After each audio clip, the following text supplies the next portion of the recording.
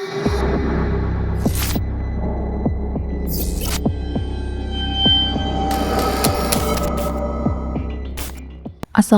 warahmatullahi wabarakatuh. Jumpa bersama saya Haza di channel Untung Ditonton. Bagi yang baru nonton, saya ucapkan selamat datang di channel ini. Semoga kita semua senantiasa diberi kesehatan dan dimudahkan dalam segala urusan. Amin, amin ya rabbal alamin. Nah sob, kali ini saya akan membawakan cerita yang ditulis oleh Mbak Nafila. Nah sebelum kita masuk ke ceritanya, jangan lupa subscribe channel ini dulu ya, agar channel ini lebih berkembang dan memberikan manfaat bagi kita semua. Tanpa banyak cakap lagi, yuk langsung saja kita masuk ke ceritanya.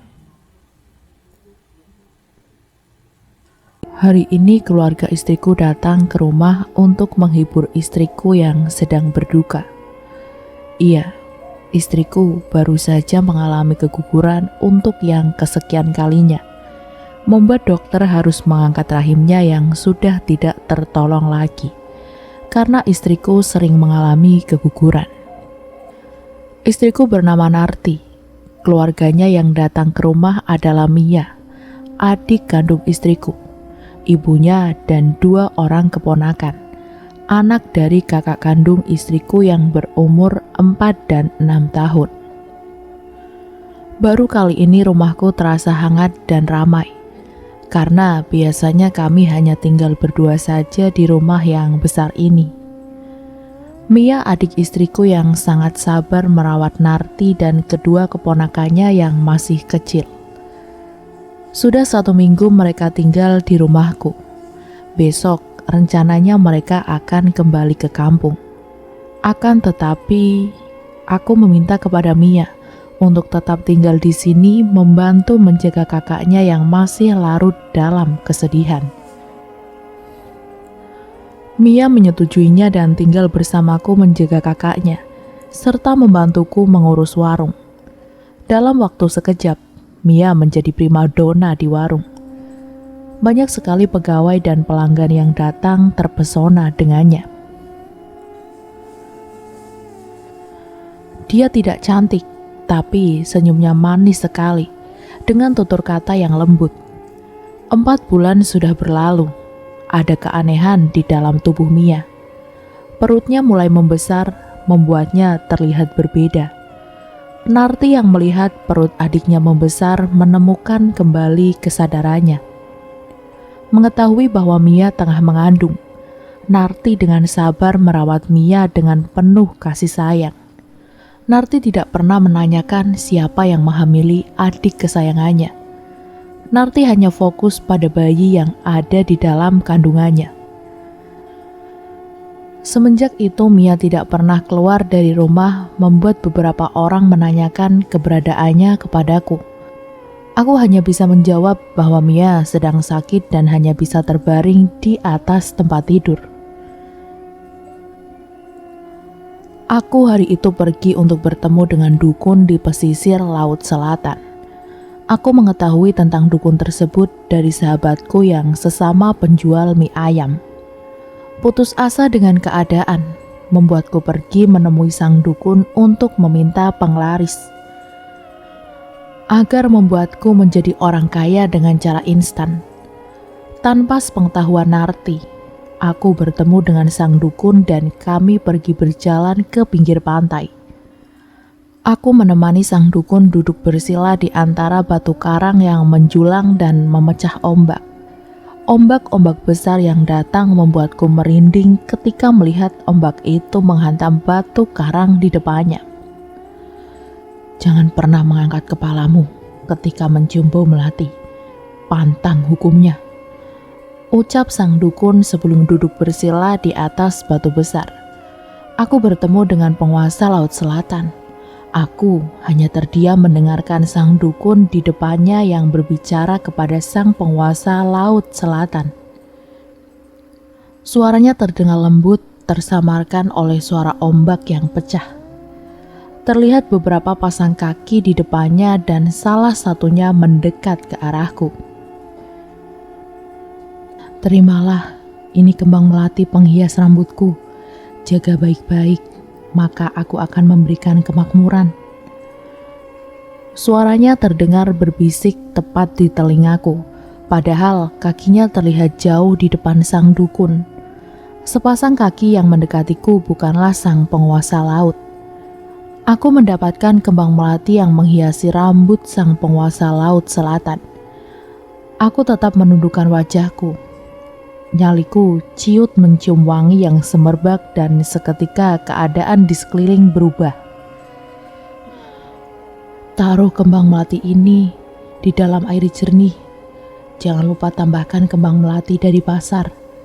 Jika kembang melati yang lain sudah mulai layu, kamu harus menggantinya dengan kembang melati dan air yang baru. Taruh kembang ini di dekat tempat tidurmu. Aku akan datang kembali ketika waktunya tiba. Ucap sang penguasa laut selatan. Sementara aku hanya bisa menganggukkan kepala tanda mengerti. Setelah keadaan kembali normal, sang dukun membalikan badannya menghadap ke arahku. Kamu bisa mengambil beberapa kembang melati itu. Jika kamu tidak suka dengan orang lain, kamu lemparkan saja kembang itu ke tanahnya. Maka masalah akan selesai. Ucap sang dukun menambahkan. Aku pun menganggukkan kepala tanda mengerti. Sepulang dari laut selatan, aku kembali membuka warung mie ayamku dengan bekal kembang melati yang didapat dari laut selatan. Aku menaruh kembang melati pemberian penguasa laut selatan di dalam baskom berisi air. Aku diwajibkan membeli kembang melati yang banyak untuk mencampurkannya dengan kembang melati yang didapat kemarin. Kembang melati yang dibeli di pasar akan layu setelah 2 hari dan hanya tersisa 1 kembang melati yang selalu segar. Ya, bunga yang didapat dari laut selatan selalu segar dan wangi. Malam itu aku mendengar suara gemerincing kaki kuda. Aku terdiam mendengarkan dengan seksama. Aku merasa heran, pasalnya di sekitar tempatku tidak pernah ada kuda lewat. Lagi pula, ini sudah malam. Aku menatap jam yang berada di sisi dinding. Jam setengah 12 malam. Aku yang merasa heran pun mengintip dari balik jendela. 2 ekor kuda gagah berwarna putih menarik sebuah kereta kencana. Kereta itu sangat bagus sekali, berwarna keemasan dihiasi dengan beberapa bunga yang tergantung di beberapa sudut kereta itu. Ada seorang wanita cantik yang duduk di belakangnya. Wanita itu menggunakan pakaian khas kerajaan, terlihat anggun dan dengan garis wajah tegas. Tiba-tiba langkah kaki kuda itu melambat dan berhenti tepat di depan rumahku. Wanita itu menoleh ke arahku seolah dia sudah mengetahui kalau aku telah mengintipnya dari balik jendela sedari tadi. Senyum mengembang di bibir wanita cantik itu dengan anggun. Dia pun melangkah turun dari kereta tersebut. Aku terkesima melihat kecantikan wanita itu. Wanita itu benar-benar sangat cantik. Dia mengenakan baju seperti pada zaman kerajaan Jawa yang sangat indah. Kembenya berwarna merah tua dipadukan dengan kain jarik yang di bagian bawahnya bermotif batik, dengan dihiasi sedikit warna merah tua. Pada bagian lehernya terdapat selendang yang melingkar hingga menjuntai ke tangannya.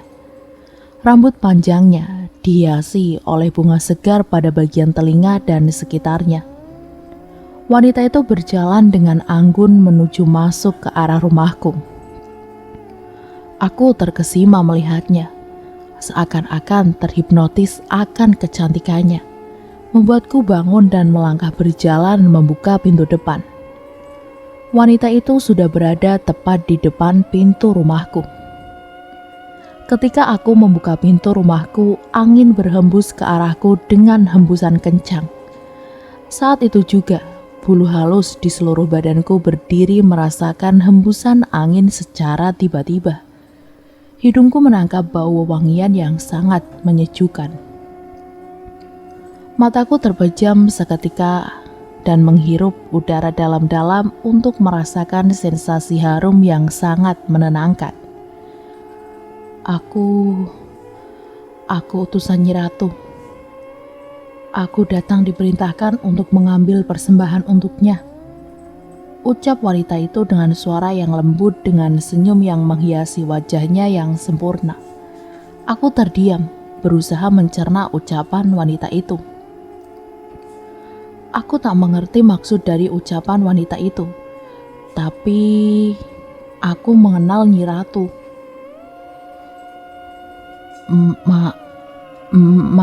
Maksudnya persembahan apa?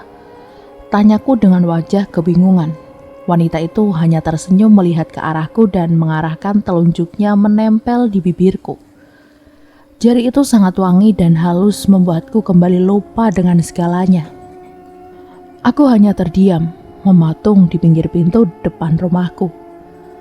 Kecantikannya sungguh membuatku tak berdaya. Wanita itu berjalan dengan anggunnya memasuki rumahku. Beberapa saat kemudian, wanita itu kembali berjalan menghampiri dari dalam rumah dengan anggunnya. Aku akan membawa persembahanmu untuk Nyi Ratu, dan setelah ini Nyi Ratu akan memberikan apa yang kamu inginkan. Terima kasih atas persembahanmu. Ucapnya tanpa menoleh dan pergi begitu saja. Aku merasa heran. Aku kebingungan melihat wanita itu berjalan menghampiri keretanya tanpa membawa apapun. Dia tidak membawa sesuatu di tangannya. Apa yang telah aku berikan? Dia tidak membawa apapun. Dia tidak mengambil apapun. Apa aku salah dengar? Aku hanya bisa mengerutkan keningku dan menggaruk kepalaku yang tidak terasa gatal sama sekali. Aku kembali terdiam, mencoba mencerna semua ucapannya. Tapi aku tersentak seketika. Aku terbangun dari lamunan ketika mendengar suara istriku. Narti menjerit kesakitan dari dalam rumah. Aku tersentak dan buru-buru memasuki rumah dengan langkah cepat. Istriku berteriak sangat kencang. Aku kembali terdiam ketika membuka pintu kamar. Alangkah terkejutnya aku. Mataku terbelak melihat ke arah istriku yang sudah bersimbah darah. Pemandangan ini sangat mengerikan bagiku. Hanya darah yang terlihat di sekitar istriku. Darahnya sangat banyak dan mengalir deras membasahi kasurku. Narti masih berteriak kesakitan. Tangannya memegang perutnya yang sudah membesar. Aku melihat ada seorang yang duduk di hadapan istriku. Dia membelakangiku. Siapa itu? Tanyaku dalam hati. Dengan langkah perlahan, aku mendekat ke arah istriku yang masih mengerang kesakitan. Aku melihat dari balik punggung wanita itu. Aku ingin mencari tahu apa yang sedang dia lakukan di sana. Aku melihat kedua tangannya masuk ke dalam kemaluan istriku dan tangannya terlihat seperti sedang menarik-narik sesuatu. Ketika dia berhasil menariknya, tanganku menutup mulutku yang menganga. Mataku membelak melihat hal itu. Aku melihat dia menarik kepala bayiku yang masih mungil. Hanya kepala yang ada di dalam tangannya, kepala yang terpisah dari badannya. Kakiku lemas tak berdaya membuat badanku jatuh tertunduk di lantai. Istriku masih menjerit dengan hebat ketika tangan itu kembali masuk dan menarik paksa sisa-sisa janin dalam perutnya. Wanita itu kemudian menoleh ke arahku yang tertunduk di lantai. Aku kembali tersentak ketika wanita itu menoleh ke arahku. Dia, aku mengenalnya. Wanita itu, dia, wanita kereta kencana. Aku terdiam melihat bibirnya yang tersenyum lebar dengan darah menghiasi tangan serta wajahnya. Dia tertawa terbahak-bahak ke arahku. Akan kuberikan persembahanmu kepada Nyi Ratu, ucapnya dengan suara lantang. Suara tawa itu masih bergema terdengar dengan jelas. Tapi wanita itu sudah hilang. Wanita itu sudah tidak ada dan potongan janin juga tidak ada.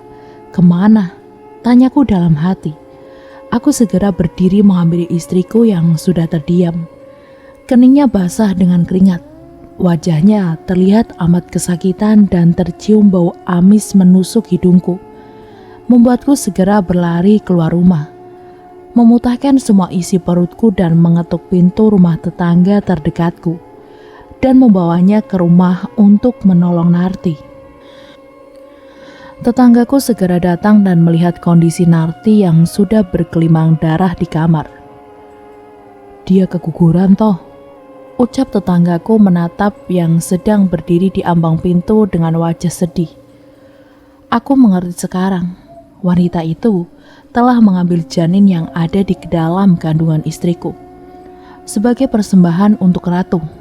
Bukan persembahan, melainkan tumbal. Aku menghela nafas berat. Mataku kembali melihat istriku yang masih merintih kesakitan dengan tangan memegang perutnya. Aku pun keluar dari kamar untuk menenangkan diri. Terdengar suara pintu kamar terbuka. Tetanggaku keluar dari kamar dan memberikan sesuatu yang terbungkus kain putih padaku. "Harus dikuburkan sekarang ya," ucapnya dengan terburu-buru. Aku menggali tanah untuk menguburkannya. Sebelum masuk ke liang lahat, aku membuka kain yang membungkusnya. Aku penasaran dengan jasad yang akan aku kuburkan. Pasalnya, aku melihat utusan Nyai menarik paksa dan mencabik tubuh janin ini. Tapi, kenapa sekarang jasadnya masih ada? Kulihat jasad yang berada di lenganku sudah berbentuk dengan sempurna. Mungkin karena Narti sedang mengandung 6 bulan. Bayi itu sangat kecil sekali berada di tanganku saat ini. Warnanya merah. Aku bisa melihatnya dengan jelas walaupun kecil. Tapi bentuknya sudah sempurna layaknya seorang bayi. Tak terasa air mataku membasahi bola mataku, membuatku tak bisa melihat dengan jelas. Aku menguburkan janin itu di belakang rumah di bawah pohon pisang.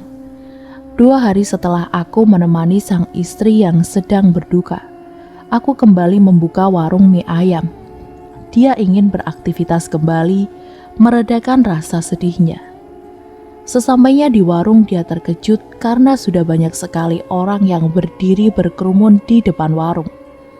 Dengan wajah sedikit panik, aku mendekati mereka secara perlahan dan menanyakan alasan mereka berkumpul. Ternyata mereka berkumpul karena sedang menungguku membuka warung. Mereka sudah tidak sabar, ingin menikmati mie ayam buatanku. Hari itu semua daganganku habis sangat cepat, hanya dalam waktu 2 jam.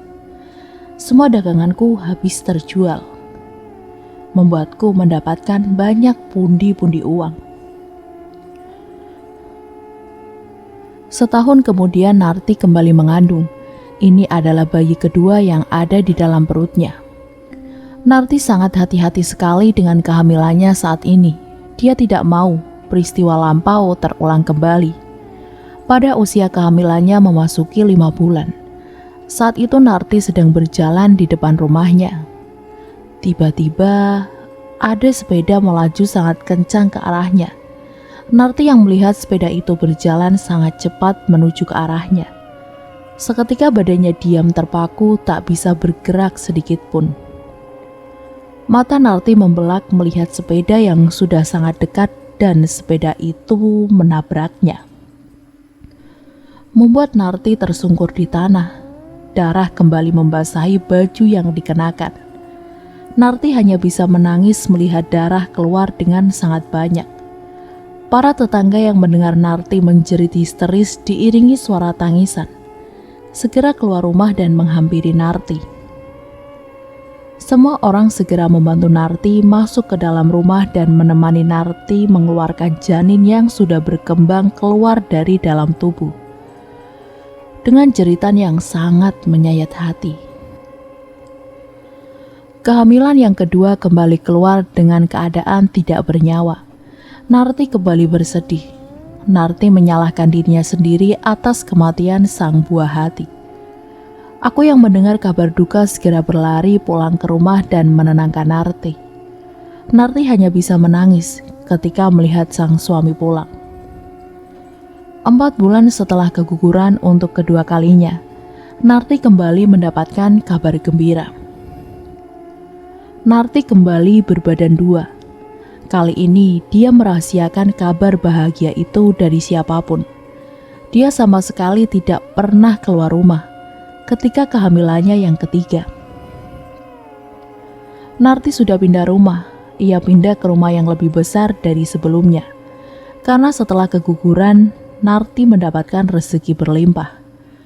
Melihat Narti yang masih larut dalam kesedihan, aku pun menghibur Narti dengan menuruti segala keinginannya yang Narti inginkan, agar dia melupakan kesedihannya.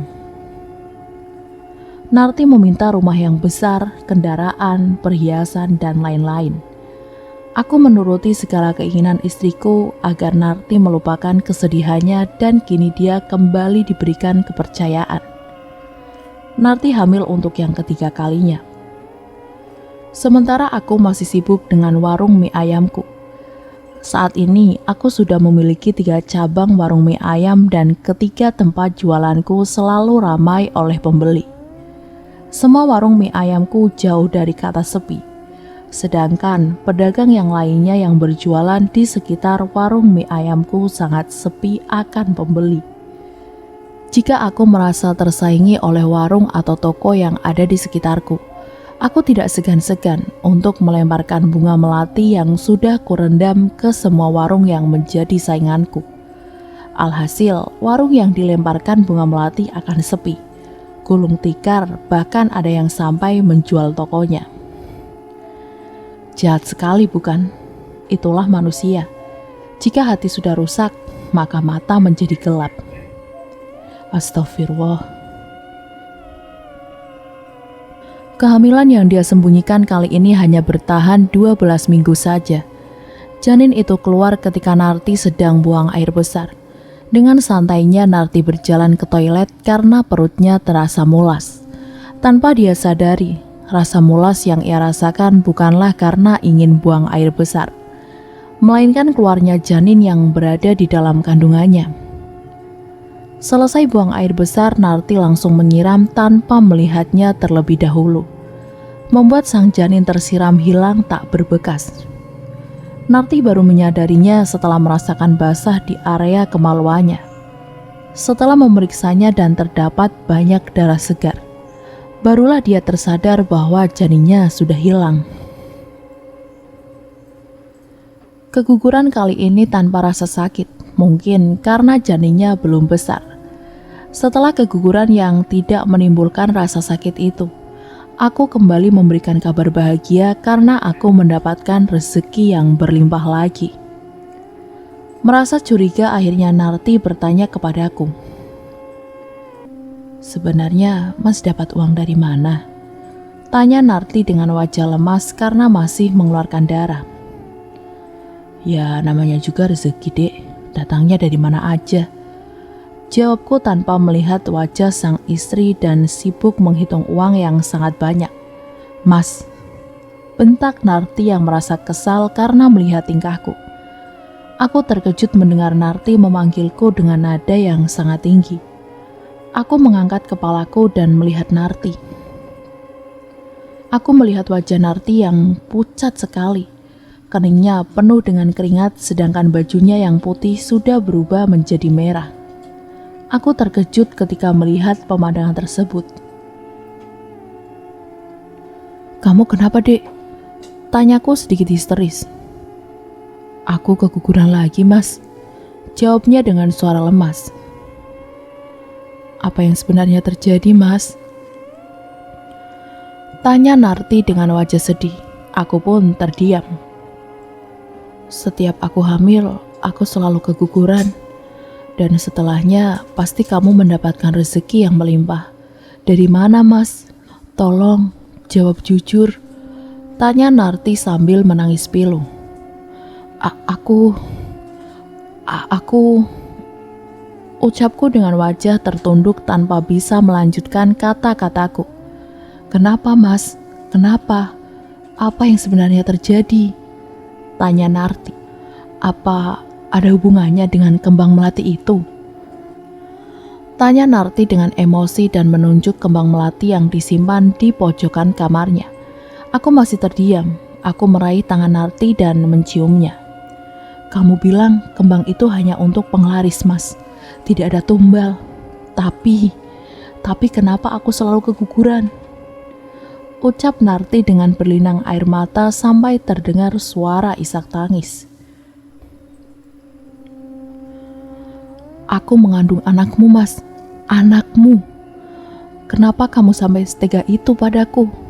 Ucap Narti sambil memukul badanku. Aku hanya bisa terdiam dan pasrah dipukul oleh istriku. Tolong tinggalkan aku, Mas. Aku mau menenangkan diri. Ucap Narti yang tidur membelakangiku. Narti melepaskan genggaman tanganku dan membelakangiku. Aku hanya bisa terdiam dan pergi meninggalkan istriku yang masih bersedih. Di luar kamar, aku terdiam, tertunduk di sebelah pintu kamar. Aku duduk termenung teringat wajah kebahagiaan ketika mengetahui istriku hamil untuk pertama kali. Aku menangis menyadari bahwa 3 anakku sudah menjadi tumbal untuk kekayaan yang kudapat. Aku terhanyut dalam kesedihan. Di dalam tangisku, tiba-tiba aku mendengar sesuatu. Suaranya samar, suaranya terdengar jauh. Aku terdiam dan menghentikan tangisku. Aku berusaha mendengarkan dengan seksama suara yang kudengar. Hening, tapi aku mendengar suara bayi yang sedang menangis. Aku berdiri. Aku mendengarkan asal suara tersebut. Bayi siapa? Suaranya jauh, tapi seperti dekat. Aku menempelkan telingaku ke daun pintu. Aku mendengar suara bayi itu berasal dari dalam kamar. Aku terdiam dan merasa aneh. Aku kembali menempelkan telingaku ke daun pintu dan aku mendengar jelas suara bayi yang sedang menangis di dalam kamar. Aku segera membuka pintu kamar dan melihat ke dalam kamar. Kosong, tidak ada siapa-siapa di dalam. Narti kemana? Tanyaku lirih. Aku masuk ke dalam kamar dan mencari Narti.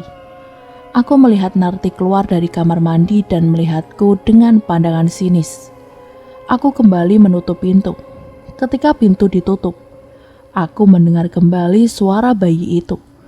Membuatku mematung dan kembali mendengarkan. Suaranya semakin lama semakin jelas. Aku kembali membuka pintu kamar itu. Aku melihat istriku sedang merebahkan badannya di atas kasur. Membuatku sedikit tenang. Hanya halusinasi. Ucapku dengan menghela nafas lega. Aku ingin menutup pintu ketika suara itu kembali terdengar. Aku mencari di setiap sudut kamar. Tidak ada apa-apa. Kemudian terlihat sepintas ada sesuatu bergerak dari dalam selimut. Apa itu? Tanyaku dengan penasaran. Aku berjalan perlahan menghampiri istriku yang sedang tertidur di atas kasur. Selimut di samping istriku masih bergerak-gerak. Dengan perlahan tanganku meraih selimut itu dan membukanya. Alangkah kagetnya. Aku melihat ada seorang bayi yang sedang tertidur tanpa mengenakan apapun. Badan bayi tersebut berlumuran darah segar dan bergetar. Di sebelahnya terdapat gumpalan yang diselimuti darah dan terlihat menggeliat. Aku terpaku kaget melihat pemandangan itu. Bayi itu semakin menangis kencang ketika aku melihatnya. Suara tangisnya terdengar bersamaan seperti ada 3 bayi yang sedang menangis. Membuatku menutup telinga. Tiba-tiba bayi itu membuka matanya dan terlihat marah padaku. Aku yang kaget pun terjatuh dan membentur meja di samping ranjang, membuat kepalaku berdarah. Bayi tersebut kini sudah berada di atas badan istriku. Semua memandang ke arahku. 1 bayi dan 2 gumpalan menjijikan.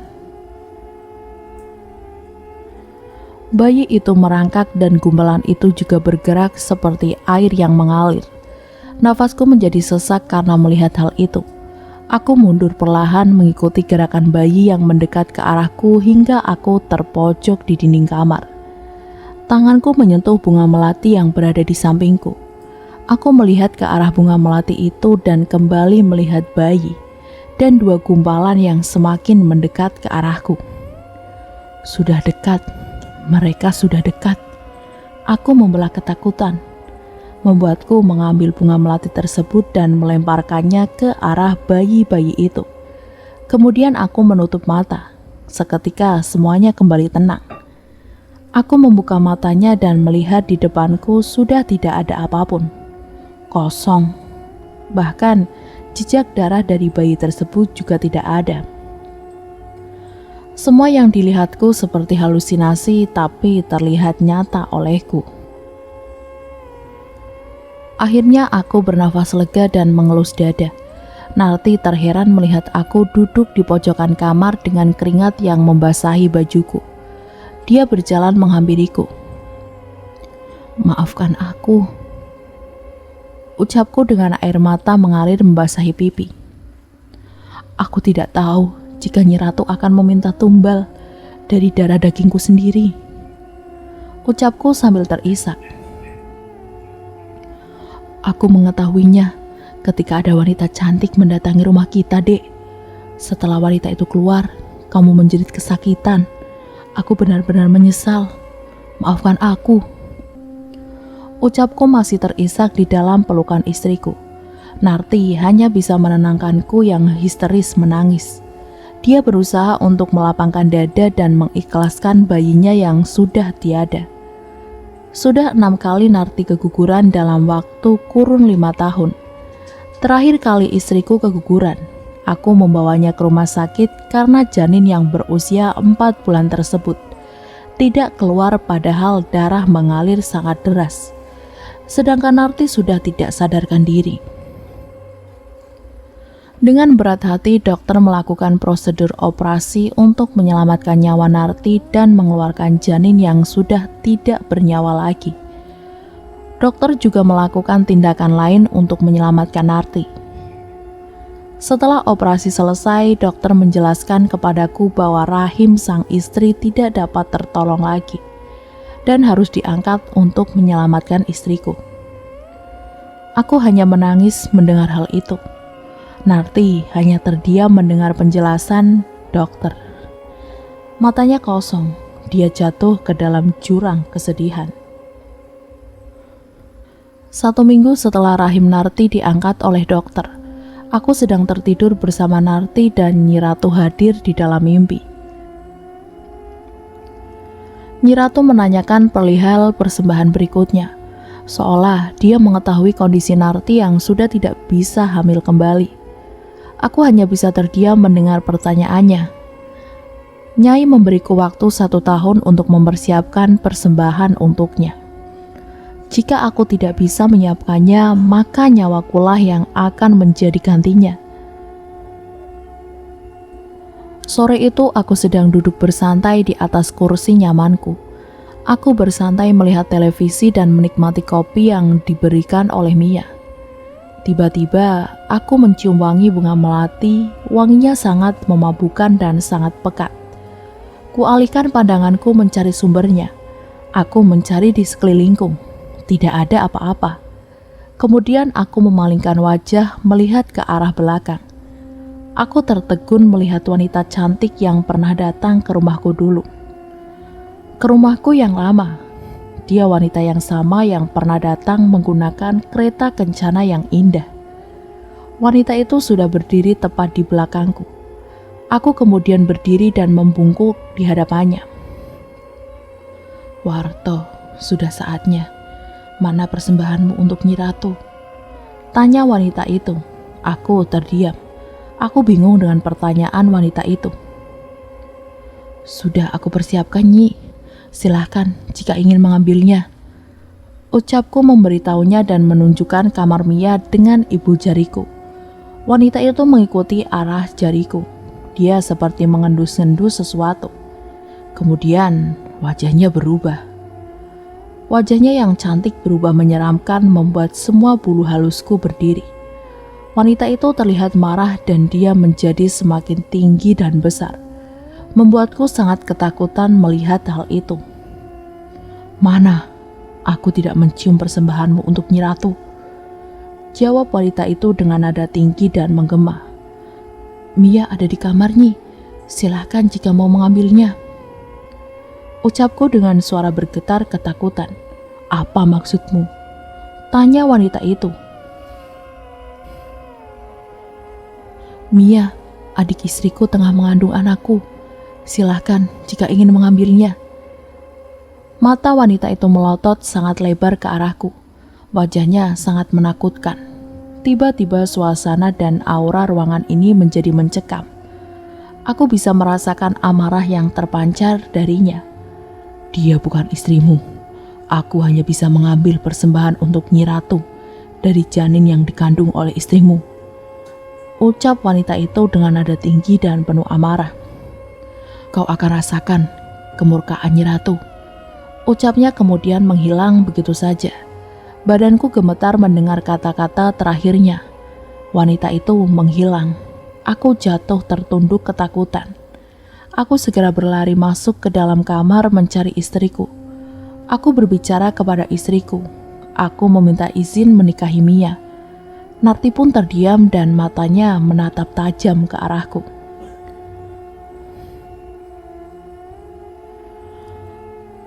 Aku menjelaskan semua perbuatan bejatku kepada Mia. Narti menangis. Dia marah dan memukuliku ketika mengetahui perbuatan yang kulakukan terhadap adik kesayangannya. Aku memaksa Mia untuk melayaniku berkali-kali hingga membuat Mia hamil. Narti pergi dan masuk ke kamar Mia. Narti menanyakan kebenaran dari semua ucapanku. Mia pun hanya menangis mendengar pertanyaan dari kakaknya. Narti dengan berat hati mengizinkanku untuk menikahi adiknya. Sedangkan Mia tidak ingin menikah denganku. Mia akan memberikan bayi yang dikandungnya kepada Narti untuk dirawat, tapi Mia tidak mau menikah denganku. Aku berbicara kepada Narti. Aku menjelaskan segala resiko yang akan kuterima jika aku tidak segera menikahi Mia.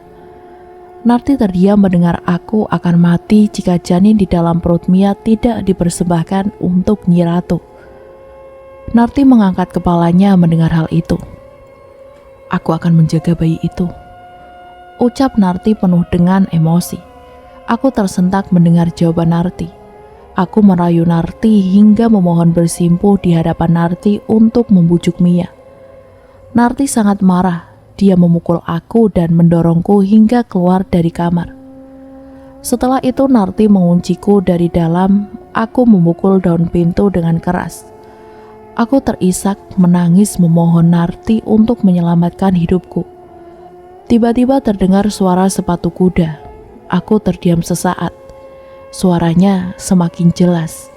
Badanku gemetar mendengar suara itu. Tercium aroma melati yang sangat menusuk hidung. Aku ketakutan dan melihat sekelilingku. Aku berlari, berusaha menghindar. Aku yang panik menabrak bufet dan jatuh di atas kursi kesayanganku. Dengan cepat aku merasakan ada sesuatu yang menarik tubuhku. Aku merasakan rasa sakit yang sangat luar biasa.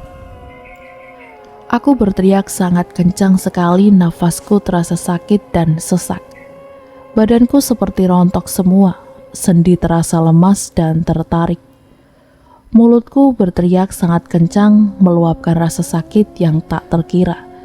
Hingga bibirku terbuka lebar seolah-olah robek menjadi dua.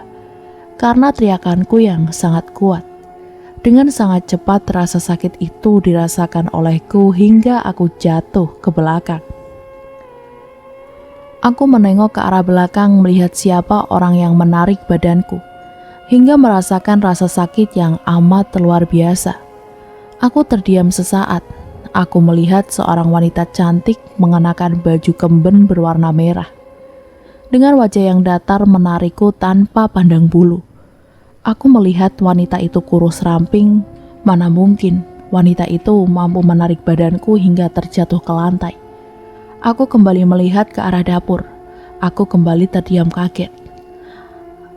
Aku melihat sosok yang ada di hadapanku. Wanita itu masih menyeret badanku tanpa henti. Dan aku masih bingung melihat ke depan. Aku belum menyadari apa yang sebenarnya terjadi. Aku masih berusaha meyakinkan diriku. Aku mengangkat tanganku, berusaha untuk mengusap kedua mataku. Tapi, apa yang terjadi? Aku tidak bisa menyentuh mataku. Aku melihat ke arah tanganku. Aku terperanjat. Mataku melotot ketika aku melihat kedua tanganku tembus. Aku melihat kedua tanganku seperti hologram. Aku kembali melihat ke arah depan, melihat sesosok tubuh yang tergeletak di atas kursi dengan wajah menatap ke arahku. Itu wajahku. Apa yang sebenarnya terjadi? Tanyaku masih bingung. Wanita yang sedang menyeret tubuhku berhenti dan tertawa mendengar pertanyaanku. Kamu sudah mati. Kamu tidak bisa memberikan persembahan kepada Nyai. Sebagai gantinya, nyawamulah yang diambil oleh Nyai. Ucap wanita itu masih tertawa dan kembali menyeretku. Aku memberontak. Aku berusaha untuk berdiri melepaskan diriku. Tapi hal itu sia-sia. Wanita itu jauh lebih kuat dariku. Sekuat apapun aku meronta, aku tidak akan dilepaskan olehnya. Wanita itu terus menyeretku dan memasukkanku ke dalam kereta kencana dan pergi. Aku melihat Narti menangis di sebelahku, di sebelah jasadku yang sedang terduduk di sofa. Sedangkan aku sudah tidak bisa melakukan apapun.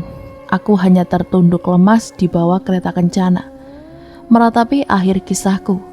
Sedangkan Mia melahirkan anakku. Mia memberikannya kepada Narti untuk dibesarkan dengan penuh kasih sayang. Semua harta yang dimiliki Narti secara perlahan habis terjual. Dia sudah tidak memiliki harta. Narti bahagia memiliki bayi mungil. Harta yang sangat berharga untuknya hingga saat ini. Mia masih hidup berdampingan dengan kakaknya. Narti dan keponakannya di rumah kontrakan yang sempit, tapi kebahagiaan menyertai kehidupan mereka. Harta yang melimpah, rumah yang besar dan kendaraan mewah tak membuat hidup Narti bahagia. Inilah kebahagiaan yang sebenarnya. Semoga ada hikmah yang bisa dipetik dari kisah Narti. Dan demikianlah akhir dari cerita ini. Semoga dari cerita ini kita bisa mengambil hikmah dan pelajaran yang baiknya. Sampai berjumpa kembali lagi di cerita misteri terbaru selanjutnya. Dan jangan lupa untuk like, komen, dan subscribe, serta nyalakan juga tombol loncengnya, agar kalian mendapatkan notifikasi jika kami mengupload video terbaru yang tentunya dari channel ini. Apabila terdapat salah-salah kata maupun artikulasi yang kurang jelas, saya mohon maaf yang sebanyak-banyaknya. Terima kasih dan wassalamualaikum warahmatullahi wabarakatuh.